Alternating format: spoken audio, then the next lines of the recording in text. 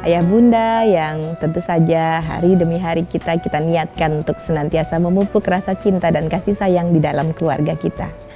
Masih ingat tentang doa untuk orang tua? Kita pasti menginginkan anak-anak kita di suatu saat nanti mereka menemui kita dalam kondisi yang sudah tua, barangkali kita mengharapkan mereka pun menyayangi kita sebagaimana kita menyayangi mereka di waktu kecil. Dan kita juga berharap di antara doa-doa kita diijabah Allah dengan lahirnya anak-anak yang menyayangi kita sedemikian rupa, dan itu menjadi pengingat kita untuk senantiasa mengevaluasi bagaimana kita mencurahkan kasih sayang selama ini kepada anak-anak kita. Ayah bunda, kalau boleh kita katakan anak-anak itu seperti sebuah atau suatu kelompok yang paling lemah di dalam rantai keluarga. Ya tentu saja, kita sangat paham bagaimana anak-anak yang baru lahir, kemudian mereka tumbuh, berkembang dalam ukuran usia anak ya. Bisakah kita membayangkan kalau kita terjebak di dalam sebuah dunia raksasa ya bunda? Kita melihat orang-orang di sekitar kita itu semuanya besar, tinggi besar semuanya. Dan kalau kita mencoba, berjongkoklah kita di dekat anak kita yang masih kecil, lalu kita lihat orang-orang yang ada di sekitar anak-anak kita bersama kita dalam posisi mereka, tentu yang akan terlihat adalah kaki-kaki yang lebih besar dari mereka, setinggi kepala mereka, kemudian tangan-tangan yang besar, wajah-wajah yang sudah sedemikian rupa, pasti berbeda dengan anak-anak kita ya dalam sudut pandang mereka. Lalu bayangkan anak kita yang kecil itu melihat orang-orang tua di sekitarnya dengan wajah yang seram, yang menakutkan, yang sedang marah, atau yang sedang menunjukkan kekecewaan, atau barangkali sedih, dan berbagai ekspresi yang satu sisi memang akan mengajarkan banyak hal kepada anak-anak kita, tetapi sekaligus dalam proses perkembangan mereka, orang-orang tua yang ada di sekitar anak-anak kita ini bisa jadi akan membekaskan hal-hal yang tidak kita inginkan.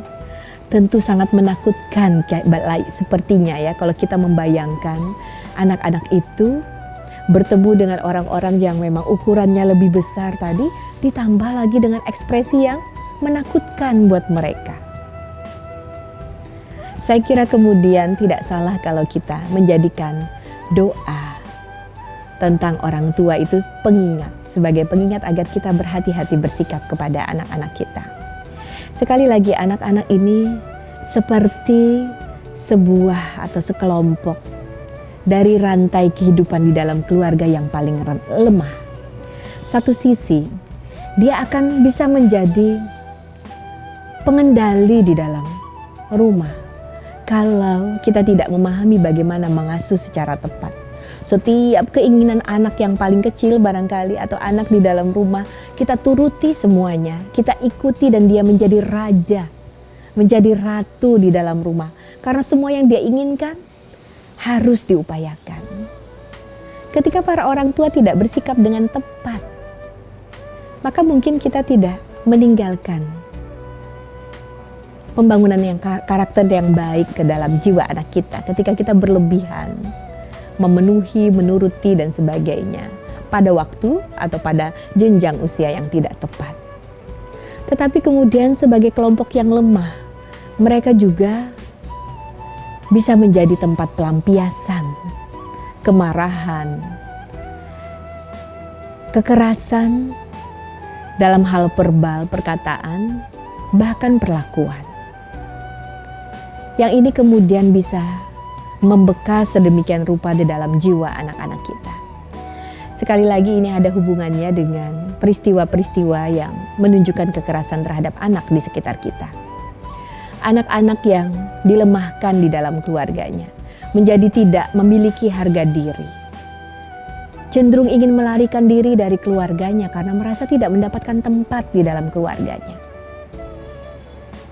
Apakah kita bisa menerima sebuah logika bahwa ketika seorang anak tidak merasakan suasana yang nyaman di dalam rumahnya, dia tidak mendapatkan penghargaan bersama keluarganya, Apakah kemudian kita bisa menerima bahwa kemudian mereka memilih orang-orang di luar sana untuk menjadi rujukan, menjadi orang yang dia dengar, yang dia ikuti.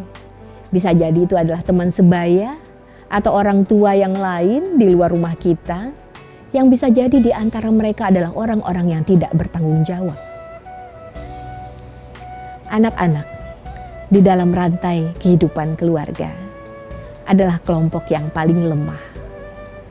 Jangan jadikan mereka kemudian lemah dalam sepanjang kehidupannya karena sikap-sikap kita yang tidak tepat.